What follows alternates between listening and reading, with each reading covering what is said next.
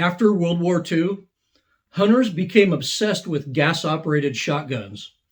Remington's first gas-operated shotgun was the Model 58, affectionately known as the Sportsman's 58.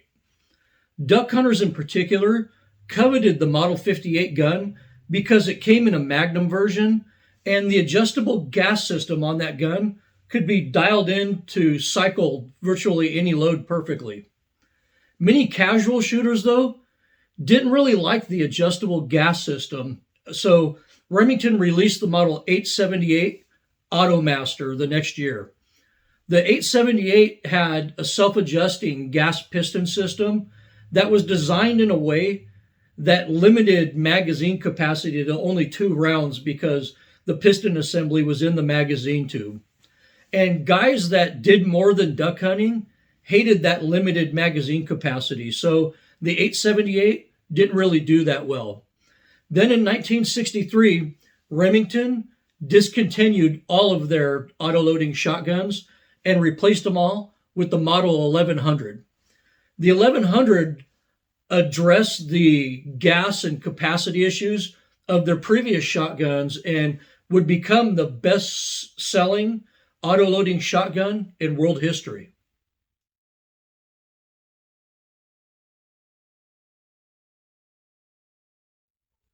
The Remington Model 1100 was designed in the early 1960s by Wayne Leake and Robert Kelly. When Wayne Leake introduced the gun to Remington executives, he famously stated, "Gentlemen, this is the new Model 1100, and it's going to revolutionize shotgun shooting." Wayne Leake and Robert Kelly learned from undesirable attributes of previous gas-operated shotguns. They were keen on giving the customer exactly what they wanted, which was reliability, capacity, good looks, and low recoil. Unlike other gas guns, the 1100 was designed to use gas close to the chamber where pressure was higher and that pressure was more stable. The gas piston was also placed outside of the magazine tube, which resulted in better venting and reduced fouling to critical components. Remington claimed that their new gas system on the 1100 was designed to reduce recoil by 40% over other auto-loading shotguns and was the most reliable gas-operated shotgun ever created. The Remington 1100 was the first gun ever designed using computers. Mainly, computers were used to measure recoil and eliminate as much of it as possible. The 1100 was also the most thoroughly tested civilian firearm ever made at the time. The torture tests endured by the 1100 are just legendary. They simulated rain and even freezing temperatures in the testing facility, and the 1100 seemed to handle it all. They also added a really tough bowling pin finish to the wood that was more durable than any other finish ever made at the time. And everyone just loved the modern look, the scroll work, the white line spacers, the deep bluing, and the attractive checkering. The launch year was 1963, which was the biggest transition year probably in American firearms history. This was the year where Remington took down Winchester and Savage and Ruger were starting to come on strong.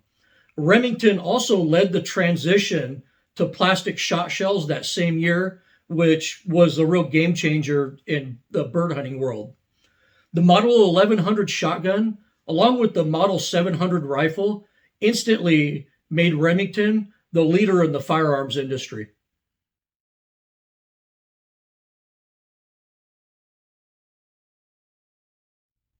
The Remington 1100 was just a huge success. Almost instantly, it ruled both the pheasant fields and the duck blinds across the country. Every hunter either had an 1100 or they were saving to buy one. Amazingly, the 1100 also instantly found a home with trap shooters for its low recoil and very good balance. The 1100 literally took over competitive skeet shooting. By 1970, 70% of major competitors used a Remington 1100. Numerous world records were achieved using the old 1100 too. Remington made an 1100 shotgun for everyone and everything. They were chambered in 12, 16, 20, 28, and 410 gauge. Within the first 3 years of production, Remington was making trap guns, skeet guns, lightweight versions, commemorative guns, and slug guns for deer hunters. By 1972, over 1 million 1100s were sold. By 1977, over 2 million were sold. The 1100 was the best-selling semi-auto shotgun in the world. In 1986, screw-in chokes were added to the 1100, and Remington made sure that every store was fully stocked with their rem chokes. You know, sure, Winchester already had their wind choke, multi-choke system, but those were kind of hard to for people to find in the stores. And Remington made damn sure that rem chokes were available everywhere, which further increased the sales of their shotguns. In 1987, Remington released the 1187 gas gun. The 1187 was basically the same thing as the 1100, but it was modified to handle a wider variety of loads. Instead of having a standard and a magnum action like the 1100 does, the 1187 uses one action for both. The 1187 also had a stainless steel mag tube to address the corrosion issues that duck hunters would experience with the 1100. The 1187 was supposed to completely replace the 1100, and Remington planned to phase out the 1100 in favor of the new 1187. The model 1100 was supposed to just ride off into the sunset by 1990, but that never happened. Today, in 2024, the 1187 is no longer made, but the old 1100 still is. Why is that?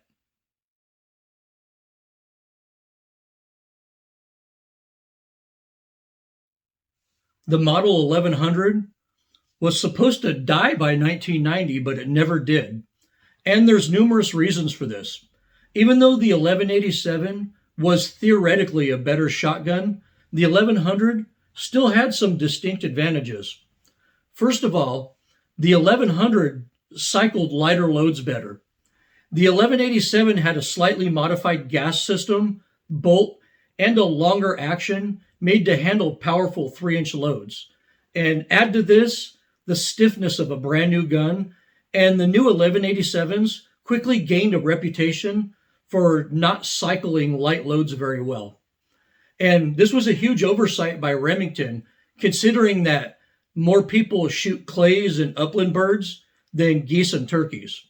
Most people had no use for potent 3 or 3.5-inch loads, and Remington quickly found this out, and it would take them 12 years to finally make a 20-gauge 1187. Then in the early 1990s, DuPont sold Remington to an investment firm who immediately started cutting corners and started Remington's 20-year slide in quality. Remington was rapidly gaining a bad reputation. Around that same time, Beretta, Benelli, and other companies started making better, more reliable, more modern autoloading shotguns that shot cleaner for longer, were lighter in weight, were more ergonomic, more weatherproof, and patterned much better. Remington tried the model 1196, but that was a flop with antiquated technology and poor quality, and that only lasted a couple of years. Remington didn't offer a modern shotgun until about 2010 with the Versamax, but people just kept on buying 1100s, and Remington kept making them in limited quantities. Because the 1100s were made in limited quantities by select employees, the quality of the 1100 remained pretty constant, even though Remington's overall quality was slipping. In 2019, Remington made the last 1187 and it was officially discontinued in 2020.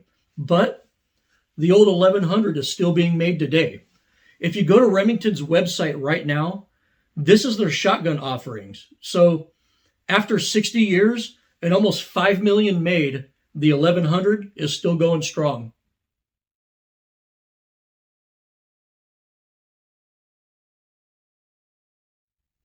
The Remington Model 1100 was never a perfect shotgun, and no honest person would ever claim that. It was definitely the most reliable and functional gas operated shotgun in its day, but those days have passed.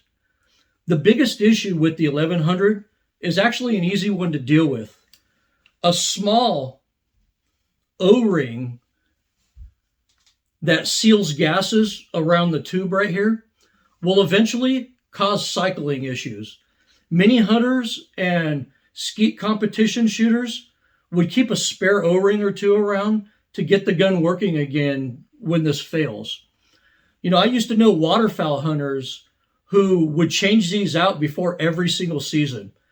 High quality replacements only cost $1 or two per seal, and they could be changed out in a minute while you clean the gun. So the most common issue is really an easy one to deal with. Another major issue, though, is corrosion issues inside the magazine tube. The light bluing, the very light bluing that was applied on the inside of the magazine tube quickly wore down to bare metal, and it would start rusting in damp environments. So the mag tube and spring on these guns do need maintenance. Just like the Remington 870, the Remington 1100 is also prone to feeding issues from the magazine tube. And basically, if you have an old 1100 and it's not cycling very well or it's having feeding issues, I'd definitely break it down, remove the magazine spring and follower, clean all the corrosion and everything out of the tube, give it a light oiling, and then I'd definitely replace the magazine spring with a new one. These do wear out. Also, the factory plastic magazine follower will wear down in this tube and kind of cant sideways a little bit, and it'll bind inside the tube. So anytime you change out your magazine spring, I also highly recommend a nice aftermarket aluminum follower. And this will really handle most of your issues with feeding from the magazine. And of course, that brings us to piston maintenance right here. Other than keeping the piston and gas system clean, as mentioned previously, you'll be changing out these rubber gas seals that go right here regularly. And remember, the piston, the ring, and the rubber seal, there's a particular order that they go on to. And, a lot of the 1100s still have their sticker on the bottom where it shows you how to properly stack these in order right here. On the pistons, the original design was a two-piece design like this, where it was the actual piston and the seal that went up against it. But that was modified for the 1187. Basically, the 1187 is two pieces like this, but they snap together into one piece. So the piston and the wiper seal are one piece right there. And these are usually stainless too, so they don't corrode like the carbon steel ones on the 1100. So a lot of people retrofit the 1187 pistons onto their 1100s. But I'm just warning you before you do that. Most people that do this find that a variety of light loads just don't cycle as well when you use the 1187 piston on the 1100. So a lot of people, they buy these and try them out for a while and decide that they like the old two-piece piston seal system better. Some of the later model 1100s came with an MIM extractor, and those are known to break, but you can replace them with a machined extractor in under 5 minutes, and I highly recommend this modification. And if you don't know how to change this out, go ahead and watch my Remington 870 video, where I show you how to quickly change out the extractor for increased reliability. But the most serious issue that you're going to have with Remington 1100s is in the recoil spring. These wear out, they rust, and they get dirty. And there's an awesome kit you can buy from SureCycle that replaces the spring and tube assembly in the stock, but those are pretty expensive and can also be a pain in the ass to install. I mean, just changing out the spring sometimes, especially if it's never been done before and you have a lot of rust and corrosion in the recoil spring tube, the nut at the back can be a real pain in the ass to change out. But I highly recommend a recoil spring from Wolf.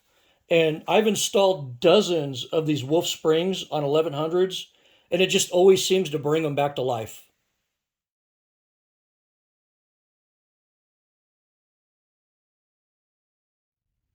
The Remington Model 1100 will never be outsold by any other autoloading shotgun, ever. This is because most shotguns these days last about 5 to 10 years before manufacturers replace them with another shotgun. Constant product releases drive marketing and sales, and that's the business model of the future in the firearms industry. But there are a few products like the Remington 1100 that are outside the realm of hype and marketing. After 60 years of continuous production, it's easy to say that the 1100 stands on its own merits. From high volume days at the range, busting clays, to ice cold mornings in a duck blind, the Remington 1100 has always been up to the tasks, even though it does lag behind in modern technology. Well, I hope you enjoyed this video about the iconic Remington 1100 shotgun. Thank you for watching, and as always, good hunting.